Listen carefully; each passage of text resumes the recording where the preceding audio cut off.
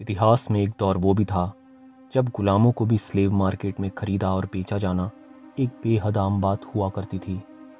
और 1299 में ऐसे ही गुजरात के एक बाजार में एक दिन अलाउद्दीन खिलजी की नज़र एक खड़े गुलाम पर पड़ी और वो 1000 दीनार देकर उसे खरीद कर अपने साथ ले गया।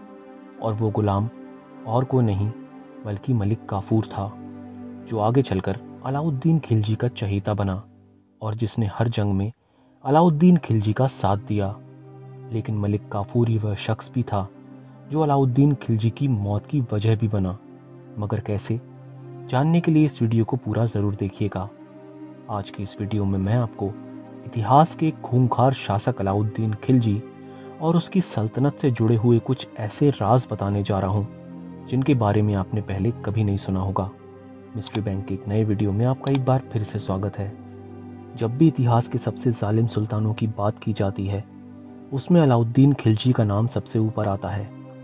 अलाउद्दीन दक्षिण भारत के मदुरई तक अपनी सल्तनत को फैलाने वाला पहला सुल्तान था और अलाउद्दीन के बाद अगले 300 सालों तक कोई भी शासक इतना बड़ा साम्राज्य खड़ा नहीं कर सका। दुनिया के एक बड़े हिस्से पर अपना कब्जा कर लेने की वजह से उसने खुद को सिकंदर सानी के खिताब से नवाजा, जिसका मतलब होता है दूसरा सिकंदर। लेकिन सिकंदर को भी अपने आखिरी दिनों में अपनी गलतियों का एहसास हो गया था। लेकिन अलाउद्दीन कभी भी इंसानियत को नहीं समझ सका और ना ही अपनी गलतियों को। अलाउद्दीन खिलजी के शासनकाल में रईस घरानों की घनिष्ठ मित्रता और यहाँ तक कि उन घरानों के लोगों की आपस में शादी पर भी रोक लगा दी गई थी, जिसका मकसद था कि ये घराने आपस में मिलकर कभी भी संगठित ना हो सकें और कभी कोई विरोध नहीं जता पाएं। मगर दूसरी ओर अलाउद्दीन को जो भी लड़की पसंद आती, वो उसके माता पिता पर दबाव डालकर उसे अपने हरम में शामिल कर लिया करता। इतना ही नहीं, अलाउद्दीन के शासनकाल के दौरान छोटे मोटे अपराधों के लिए भी लोगों को बीच सड़क पर खड़ा करके सबके सामने बेरहमी से मौत के घाट उतार दिया जाना एक आम बात हुआ करती थी। अलाउद्दीन ने कई अजीबोगरीब टैक्स भारत की जनता के ऊपर लगाए थे, जिसमें से एक था गाय भैंसों और मवेशियों के घास चरने पर भी टैक्स, और इस टैक्स को ना देने वाले के हाथ पांव काट दिए जाते थे। इतिहासकार बर्नी लिखता है, अलाउद्दीन का भारतीयों के खिलाफ कानून सभी शहरों और गांवों में इतनी कठोरता से लागू किया जाता था जिसकी आप कल्पना भी नहीं कर सकते। और वो कानून कुछ इस तरह के हुआ करते थे। चौधरी और मुकादम घोड़े पर नहीं बैठ सकते थे, शस्त्र नहीं रख सकते थे, महंगे कपड़े नहीं पहन सकते थे और यहाँ तक कि पान भी नहीं खा सकते थे। अलाउद्दीन की क्रूरता का अंदाज़ा आप मलिक मोहम्मद जायसी की इस बात से ही लगा सकते हैं, जिसमें उन्होंने साफ तौर पर कहा था कि अलाउद्दीन के हरम में 70,000 से अधिक महिलाएं, पुरुष और बच्चे शामिल थे, जिनमें से 30,000 महिलाएं उन्हीं पुरुषों की विधवा महिलाएं थीं जिन्हें अलाउद्दीन ने एक ही दिन में मौत के घाट उतार दिया था।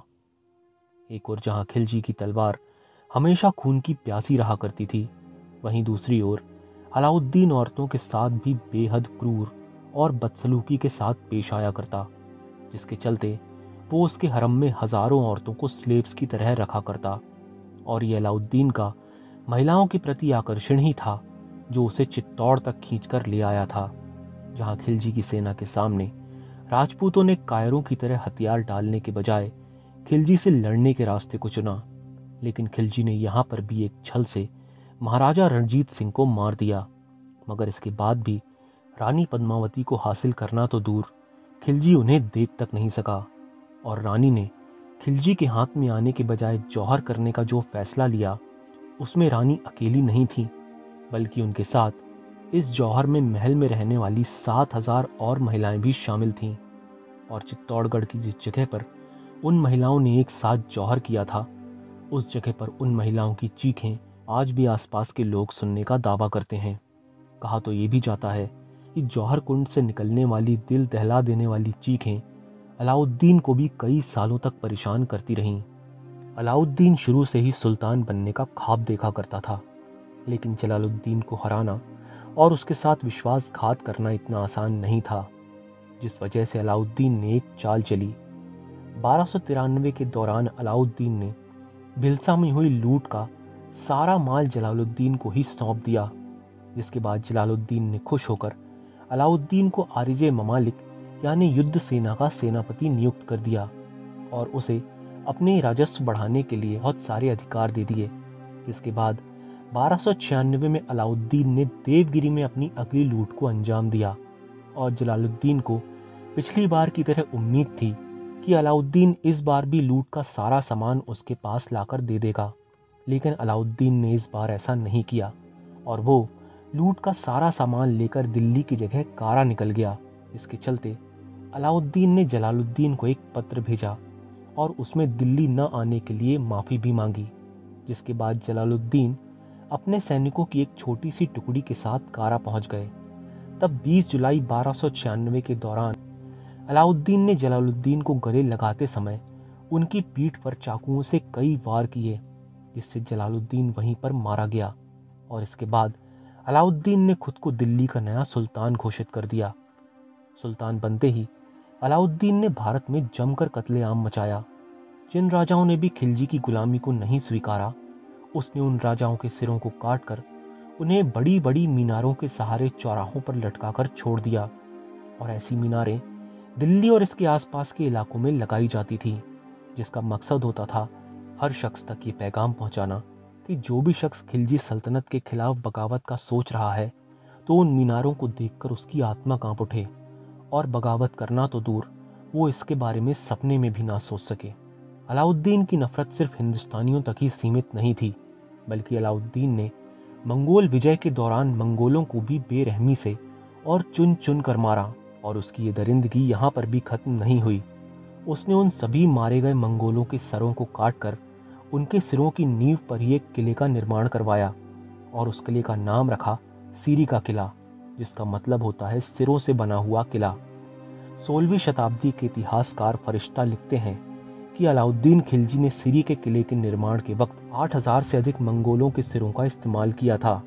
और मंगोल युद्ध के दौरान अलाउद्दीन की बेरहमी और वहशियत का अंदाज़ा आप इसी बात से लगा सकते हैं कि उसने मंगोल आक्रमण के दौरान मंगोल परिवारों के साथ ही उनके मासूम बच्चों को भी नहीं छोड़ा और बच्चों को उनकी माँओं के सामने ही मौत के घाट उतार दिया था। आप उस मंजर को सोच के भी कांप उठेंगे, तो सोचिए उन पर क्या बीती होगी जिन्होंने ये मंजर अपनी आंखों से देखा था। तारीख़ फिरोज शाही में मलिक काफूर के साथ अलाउद्दीन खिलजी के संबंधों का भी जिक्र आता है। अलाउद्दीन खिलजी मलिक काफूर की खूबसूरती का दीवाना था और उस पर बेहद ज़्यादा विश्वास किया करता था। लेकिन बहुत कम लोग ये बात जानते हैं कि मलिक काफूर ही वह शख्स था जो अलाउद्दीन खिलजी की मौत की वजह बना। दरअसल जब अलाउद्दीन एक बीमारी की चपेट में आ गया तो उसे मलिक काफूर पर ही सबसे ज़्यादा विश्वास था और उस वक्त उसने सारी पावर्स मलिक काफूर के ही हाथों में सौंप दी और यहीं से मलिक काफूर के मन में लालच आ गया। और इतिहासकार जियाउद्दीन बर्नी के अनुसार अलाउद्दीन खिलजी की खराब हालत का जिम्मेदार भी मलिक काफूर ही था, क्योंकि वह खिलजी को हर रोज़ खाने में स्लो पॉइजन देकर एक धीमी मौत की ओर धकेलता जा रहा था। और इस बात से अलाउद्दीन पूरी तरह से अनजान था। और आखिरकार 1316 में अलाउद्दीन खिलजी की मौत हो गई और उसकी मौत के साथ ही उसकी वहशियत का भी अंत हुआ। अलाउद्दीन खिलजी की मौत के बाद मलिक काफूर ने उसके दोनों बेटों को अंधा करवा दिया और जानबूझकर उसके 3 साल के बेटे शहाबुद्दीन को गद्दी पर बैठाया ताकि वो सारी ताकतों के साथ ही खुद आराम से शासन कर सके। बेशक अलाउद्दीन खिलजी एक सफल शासक था जो अपनी रणनीति के तहत दुश्मन को घेर कर और उसे कमज़ोर करके मारने में माहिर था, जो सिकंदर की तरह अपना परचम पूरी दुनिया पर लहराना चाहता था। लेकिन इस बात से भी इनकार नहीं किया जा सकता कि दुनिया जीतने की चाह ने उसे इस कदर अंधा कर दिया था कि उसने रिश्तों नातों और मासूमों की लाश पर अपनी सल्तनत की नींव रखी थी, ना कि लोगों के दिलों को जीतकर। और शायद इसी वजह से कभी भी उसे एक अच्छे शासक की तरह याद नहीं किया जाता। और शायद ये बात इसीलिए कही गई है, दिल जीतने का हुनर रखिए जनाब, दुनिया जीत कर तो सिकंदर भी खाली हाथ ही लौटा था। तो आज की वीडियो में बस इतना ही। उम्मीद करता हूँ ये वीडियो आपको अच्छा लगा होगा। अगर आप इसी तरह की और डॉक्यूमेंट्रीज देखना चाहते हैं तो मुझे कमेंट बॉक्स में लिखकर ज़रूर बताइएगा और इस वीडियो को भरपूर लाइक और शेयर कीजिएगा। मिलता हूँ आपसे अपने अगले वीडियो में कुछ इसी तरह की नई मिस्ट्रीज़ के साथ।